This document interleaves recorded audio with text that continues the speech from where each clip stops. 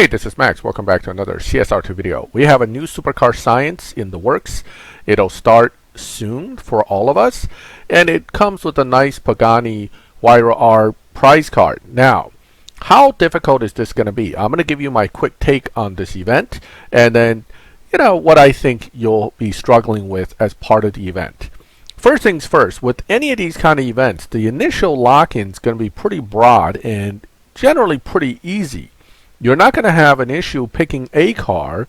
All I'm going to suggest is you pick a very strong car, whether it's fully maxed or at least a car that's only missing maybe one stage 6 that you're still looking for and hoping that the event would somehow give to you. Other than that, pick the strongest car you have for the first lock-in, simply because you will need to have that leverage as you go through the rest of the event. Once you get beyond lock-in number 1, things are going to be pretty much set.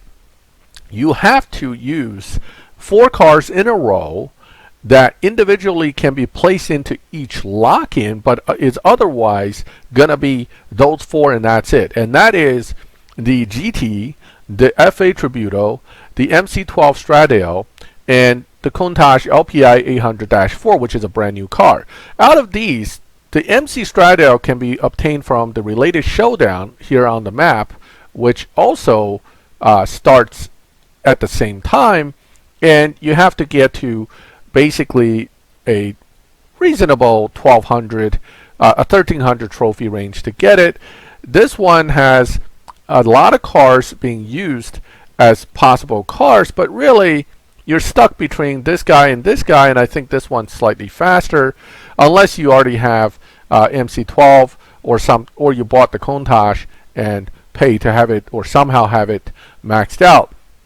So regardless, this showdown, most of us will be fighting with these cars and trying to get to 1300. Assuming you get to 1300 and you're ready to go, you now have lock-in 1, 2, and 3 complete, because you'll have the lock-in 1, whatever, lock-in 2, let's say McLaren GT, lock-in 3, FA Tributo, lock-in 4, the MC12, and lock-in 5 then would have to be the Countach, or vice versa. I mean, once the event's live, you probably can buy this and try to win that, and then figure out how you're going to do particular lock-ins. Now, looking at race challenges, first 40 races are probably going to be gimmies. Okay, you're not going to have too much of a difficult time, I think.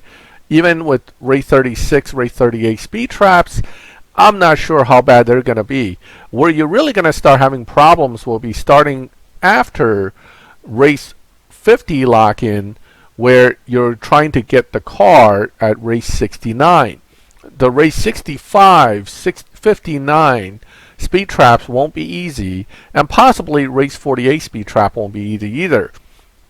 Assuming that you haven't locked in car number 5, you have to understand that this speed trap will be one of the first 4 cars, and then the later speed traps can be any one of the 5 cars. Depending on which way they go, usually we find that lock-in 2, 3, and 4 are potentially the ones they use for these speed traps, not so much lock-in number 1, although it's questionable which one will get used for this one. Possibly the lock-in number 5 car might be used in race 69. So that's your concern, is whatever you do, you're going to need to be able to get through these hurdle races, which most likely are the speed traps. I don't expect the times to be super bad, but they will definitely be difficult enough. Assume that you're going to need quite a few stage 6s and mostly full fusions to make this event all the way. This is pretty much consistent to all other Supercar Science, and I doubt Natural Motion is going to make it super easy for you. Now, what about the prize car? It is actually a decent car, low performance point, high evo, a decent performing car, fully maxed. It's not in the top 5 or anything, but it is a fast enough car at lower upgrades that if you actually get to it and acquire it, it is not a bad addition to your overall garage. So that is my feeling about this event. If you're going to do it, understand that this is not going to be a free event. It will cost you money to acquire at least one of the cars, and because you're probably acquiring 1 to 2 cars brand new to your garage, unless you already paid for the past flash car, it's going to be a bit of a struggle to get all the way through. So better check your fusions before you decide whether you're going to jump into this event, because if you don't have the fusions, don't have the bronze keys, and don't have the money, I would highly suggest you to consider doing just as much as you can and let it go. Is this car going to make or break your game if you don't have the prize car? No. None of these prize cars will ever make or break your game.